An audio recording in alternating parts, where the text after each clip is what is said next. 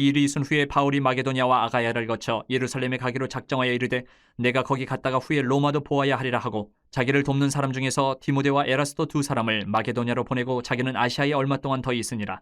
그때쯤 되어 이 도로 말미암아 적지 않은 소동이 있었으니 즉 데메드리오라 하는 어떤 은장색이 은으로 아데미의 신상 모형을 만들어 직공들에게 적지 않은 벌이를 하게 하더니 그가 그 직공들과 그러한 영업하는 자들을 모아 이르되 여러분도 알거니와 우리의 풍족한 생활이 이 생업에 있는데 이 바울이 에베소뿐 아니라 거의 전 아시아를 통하여 수많은 사람을 권유하여 말하되 사람의 손으로 만든 것들은 신이 아니라 하니 이는 그대들도 보고 들은 것이라. 우리의 이 영업이 천하여질 위험이 있을 뿐 아니라 큰 여신 아데미의 신전도 무시당하게 되고 온 아시아와 천하가 위하는 그의 위엄도 떨어질까 하노라 하더라. 그들이 이 말을 듣고 분노가 가득하여 외쳐 이르되 크다 에베소 사람의 아데미여 하니. 사도 바울의 생애 중에서 가장 크게 활발하게 사역을 한 장소를 하나 이렇게 손을 꼽자면 에베소 사역이었어요. 에베소 사역. 요즘에 주일 오후에 사도 바울의 이제 1, 2, 3차 전도 여행하고 이제 바울 로마까지 가는 이런 여정을 우리가 공부를 했는데 그 가운데 에베소 사역이 가장 활발했습니다. 에베소는 어떤 곳이냐? 로마가 천하를 그 당시 지배하던 로마 제국을 이루었던 그 당시에 아시아 지역의 수도였어요. 에베소는 정치, 경제, 문화, 상업 이 모든 것이 에베소에 집중적으로 모여 있는 대도시였습니다. 활발한 도시였어요. 그리고 또 그 이전부터 그들의 조상들로 에베소 역사 속에서부터 이 종교로 아데미 여신이 그들에게는 최고의 신이었어요. 에베소 최고의 신이었어요. 그래서 그 에베소의 그 당시에는 심지어는 약 220년 동안 건축을 해서 대리석으로 지어서 이 아데미 여신 그 산당이 있어요. 어마어마하게 큰 겁니다. 웅장하고 화려한 산당이 있어요. 아데미 여신을. 그래서 이 아데미 여신에게 제사하는 것을 그들은 아주 그냥 생활화되어 있는데 그 과정들을 기록을 통해서 살펴보면 정말 음란하고 부패하고 그 제사의 과정들이 정말 퇴폐적인 제사의 과정이 그 여신에게 제사하는 과정이었어요. 그리고 또 이 에베소 전 지역의 많은 사람들이 전부 아데미 여신을 섬기기 때문에 아데미 신전의 모형 또 아데미 신상, 여신 신상들을 은으로 축소해가지고 모형을 만들어서 파는 사람이 엄청 많았어요. 이 에베소 전 시내에. 그래서 사람들이 그 어느 집에 가나 아데미 여신상 하나 정도는 있고 또 여신의 그 산당까지도 축소된 모형도 집에다가 모시기도 하고 그러다 보니까 이 은으로 그 여신상을 만들고 그 신전을 만들어서 파는 이 은 세공업자들이 정말 많았어요. 그리고 그들의 이 수입이 대단했습니다. 모든 사람들이 그 신상 하나 정도는 꼭 가지고 있어야 되니까. 그런데 바울이라는 사람이 에베소에 딱 등장하고 나서부터 이 변화가 일어났어요. 예수 그리스도를 전하는데 우상 숭배를 못하게 하고 우리가 금방 읽은 것 있죠. 말씀이 26절에 사람의 손으로 만든 것은 신이 아니다. 이거는 그냥 직격탄을 날린 거예요. 이 은세공업자들에게 사람의 손으로 만든 아데미 여신 그거 신 아니다. 그거 섬겨봐야 아무 의미 없다. 예수 그리스도를 만나야 된다. 이렇게 전하니까 에베소 전체가 지금 휘청휘청하기 시작한 거예요. 그 복음이 전파되면서. 우상 숭배는 죄다. 그거는 복받지 못한다. 이것이 처음에는 작게 시작했는데 그 큰 에베소 대도시에 그것이 복음이 영향력을 미치기 시작하니까 이 신상을 세공해서 만들어서 팔던 이 은세공업자들이 생활의 위협을 느끼게 되는 거예요. 생활의 위협. 결국 그들은 어떻게 합니까? 바울의 이 전도를 복음을 방해하기 위해서 그들의 중에 가장 큰 데메드리오라는 이 세공업자가 주동이 돼서 사람들을 선동을 해서 바울과 함께 동역하는 우리 오늘은 28절까지 읽었는데 그 뒷부분까지 보면 바울과 에베소에서 같이 복음 사역을 했던 가이오, 아리스다고 이 사람들을 공격을 해서 잡아서 처형을 하려고까지 몰아붙이기 시작을 했어요. 이렇게 우리 인생들이 살아가는 이 세상 가운데 흘러가는 모습들을 보면은 진리건 진리가 아니건 이거하고 상관없이 내 생업에 문제가 되느냐 안 되느냐에 따라서 반응이 달라지는 것 같아요. 오늘날 그렇지 않습니까? 우리가 사는 사회도 꼭 같아요. 이때 에베소와 지금 오늘날 2023년에 우리들의 사는 세상이나 별반 다르지 않다는. 그러다 보니까 내 생업에 문제가 오고 손해가 오면 복음을 거역합니다. 아니, 거역하다 못해 방해하고 공격하는 수도 생깁니다. 내 생업에 문제가 되면. 예수님이 하신 일이 뭡니까? 여러분, 예수님의 비전이 뭡니까?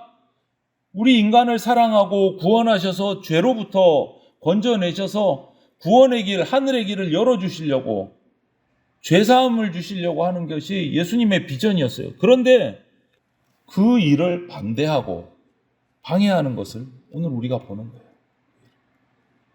내게 생명 주시는데 그것조차 싫은 거예요. 당장 내 눈앞에 이득이 떨어지니까. 왜 그렇습니까? 그 이유가 뭐예요? 몰라서, 무지하기 때문에. 복음이 뭔지 모르고 구원이 뭔지 모르고 예수 그리스도가 누군지 모르니까 이런 일이 일어나는 거예요. 복음을 공격하고 방해하고 전도자들을 공격하는 일이 벌어집니다. 또 한 가지는 그렇게 하는 이유는 당장 내 눈앞에 보이는 내 이익이 사라지니까. 당장 내 눈앞에 이익이 사라지니까. 여러분, 오늘날 우리 주변에도 이 일은 흔히 일어납니다. 흔히. 그래서 우리가 예수님 믿고 전도하면 아유, 주일날 가게 못해서 나는 교회 못 나가요. 주일날 가게가 바빠서 교회 못 나가요. 이러는 사람들이 엄청 많아요. 그냥 엄청 많아요. 왜 그렇습니까? 내 눈앞에 이득이 떨어지거든요. 신앙생활 못하겠다는 거예요. 신앙생활 하려면 시간 뺏겨, 재정적인 부담이 생겨, 또 어떨 때는 나의 생각하고 많이 달라. 이게 다 걸리는 거예요. 그러니까 나 못하겠다는 거예요. 교회 못 다니겠다. 내 편한데도 살련다. 이렇게 되는 거예요. 그래서 예수님께서 이 땅에 오셨을 때 우리들에게 뭐라고 말씀하셨습니까? 자기를 부인하고 나를 따르라. 네 할 일 다 하면서 나 따르라? 못한다 하셨어요. 너 스스로를 부인하고 나를 따르라 말씀하셨어요. 내려놓아야 된다. 내려놓아야 된다. 여러분, 신앙생활은, 믿음 생활은 희생이 필요한 생활입니다. 남을 돕겠다는 생각, 내가 주님 앞에 주님 우선의 삶을 살겠다는 그런 생각, 이런 마음가짐 없으면 올바른 신앙이 우리 가운데 자리 잡을 수가 없습니다. 기독교 우리 신앙은 뭐 예전의 철학 스토아 학파처럼 막 금욕주의는 아니에요. 뭐 세상의 모든 욕심을 끊고 금식을 하면서 산속에 들어가서 막 수도원 생활하고 그런 거는 아니지만 방법에 있어서 불건전하고 욕망에 사로잡힌 생활을 벗어버려야 되는 마음가짐은 우리 기독교도 동일하다. 내 작은 이익을 위해서 이 신앙생활을 흔들리고 이그덕거린다면 이것처럼 어리석고 바보 같은 일이 없습니다. 그런데 안타깝게도 이러한 유혹, 습관에 젖어드는 경우가 오늘 우리 그리스도인들에게 참 많아요. 안타깝게 그리스도인들. 우리들은 항상 마음을 가다듬어야 됩니다. 바로 보고 말씀을 바로 알고 복음을 방해하는 자리에 내가 있지 않아야 돼요. 저와 여러분들이 거기 그 자리에 있으면 안 되는 거예요. 이 데메드리오나 은세공업자 같은 그런 자들이 되면 안 된다는 거죠. 눈앞에 보이는 물질, 현실적인 이익, 이것 때문에 신앙이나 도의나 양심을 외면하면 그 당시는 이득이 되는 것 같아요. 야, 이게 제대로 사는 거지. 그런데 사실은 가장 어리석은 인생이 됩니다. 그런 사람들이 많이 버는 것 같습니다. 많은 것을, 재물을 소유하는 것 같습니다. 그런데 그 사람은 모든 것을 잃은 사람입니다. 예수님께서 이런 말씀하셨습니다. 너희가 온 천하를 얻고도 제 목숨을 잃으면 무슨 유익이 있겠느냐. 우리가 소유해야 될 것은 예수 그리스도께서 우리에게 주신 주님과 동행할 때 우리가 받는 생명이에요. 영생. 그게 중요해요. 그거를 놓치고 세상 모든 거 다 얻어봐야 아무 유익이 없고 가치가 없다라는 거예요. 그건 장사 잘못한다는 거예요. 오늘 설교 제목을 위대한 장사 이렇게 적으려니까 아무래도 조금 너무 좀 격이 떨어지는 것 같아서 제가 고민을 하다가 위대한 상업 이렇게 적었는데 이것도 좀 사실 별로 마음에 안 들어요. 설교.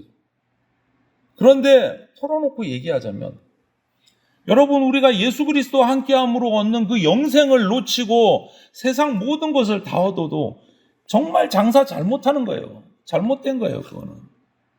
그렇게 하면 안 된다는 거예요. 나 자신이 항상 예수 그리스도께서 이루어 주시는, 내게 주시는 그 생명 안에 있는 것이 가장 중요하고 주 안에 있는 것이 가장 우선이 되어야 됩니다. 우리 생애에. 그것을 내놓고 다른 것을 얻겠다. 이거는 인생의 장사 잘못하는 겁니다. 예수 그리스도 안에서 나를 찾으려면 베풀어야 돼요. 베풀어야 돼요. 형제자매에게 베푸는 자가 되어야 됩니다. 그것이 얻는 것입니다. 그것이 복이에요. 예수 그리스도의 사랑을 받았으니 그 사랑을 형제자매에게 베푸는 것이 예수님께 직접 드리는 것과 꼭 같다라는 거예요. 그것이 복받는 삶입니다. 이렇게 말씀하셨잖아요. 주님이 누구든지 내 이름으로 물 한 그릇 대접하는 것을 기억하겠다.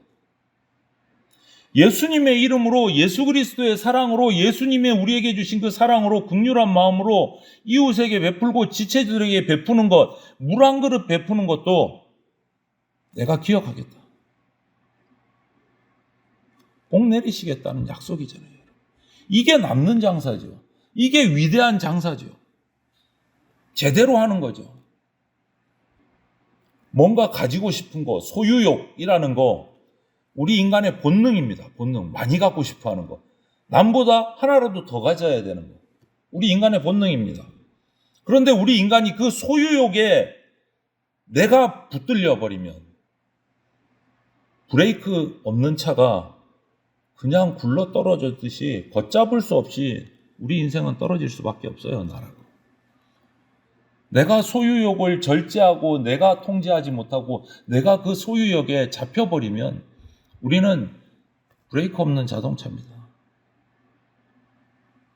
그렇기 때문에 우리는 이 소유욕, 내가 남들보다 하나 더 가져야지 하는 그런 노력보다는 이런 소유욕을 절제하고 자제하고 내가 공동체 속, 교회 생활 속에서, 가정 생활 속에서, 사회 생활 속에서 나를 부인하는 봉사와 섬김, 예수 그리스도와 끊임없이 대화하는 그런 생활로 채워가야 돼요. 소유욕을 내려놓고. 재물이라는 것은 우리가 쓰는 도구일 뿐입니다, 여러분. 그런데 재물에 의해서 우리 인간이 지배를 당하면 이거는 완전히 주객이 전도된 거예요. 우리는 재물의 주인입니다. 재물이 우리 주인이 되면 안 됩니다. 우리가 정직하고 충실하게 최선을 다해서 일을 해서 받은 그 수입을 가지고 도덕적 양심과 신앙에 맞게 유익하게 쓸 때 그 물질이 정말 가치 있는 게 돼요. 가치 있는 게 돼요. 반대로 소유욕에 붙들려서 정당하지 못한 방법들까지도 동원을 해서 채워서 가져서 사용할 때도 이기적으로 사용하게 되면 그것이 법에 저촉이 되지 않더라 해도 그것은 불신앙이고 그 물질은 무가치한 게 되어버립니다.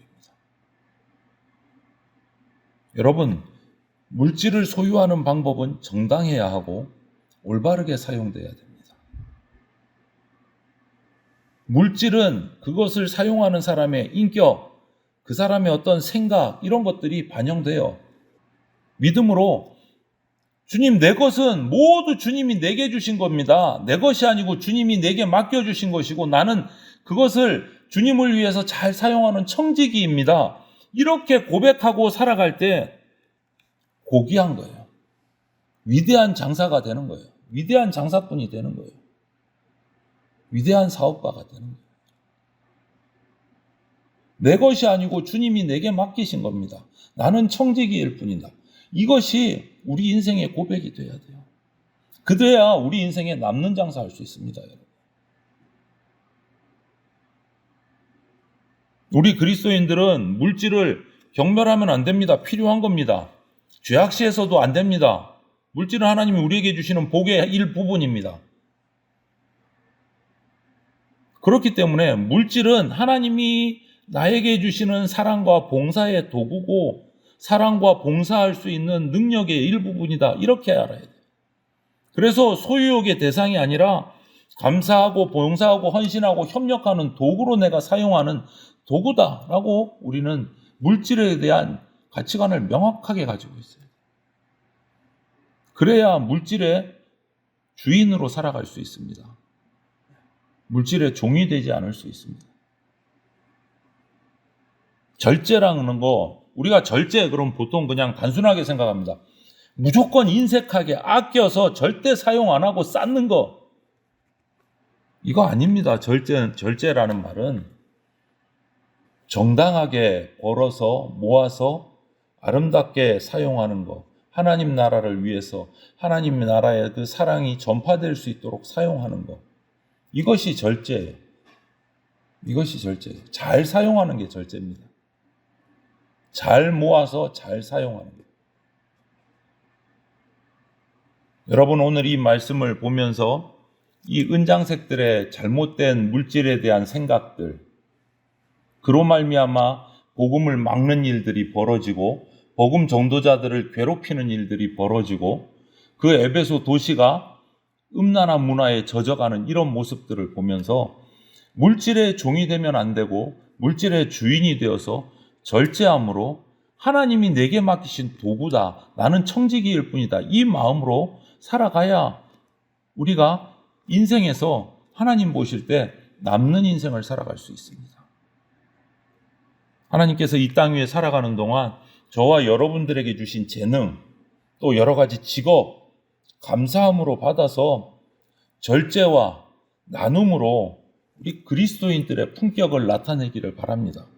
그때 하나님 나라가 전파되고 하나님 나라가 확장되고 그 가운데 저와 여러분들은 충성된 청지기로 사용될 수 있는 겁니다. 그때 하나님이 우리에게 축복하십니다. 칭찬하십니다. 뭐라고요? 착하고 충성된 종아, 내가 너에게 남긴 만큼 더 해주겠다 라고 축복하십니다. 이런 하나님의 축복, 하나님의 칭찬을 누리는 저와 여러분들이 다 되시기를, 남는 인생 사시기를 주님의 이름으로 축복합니다.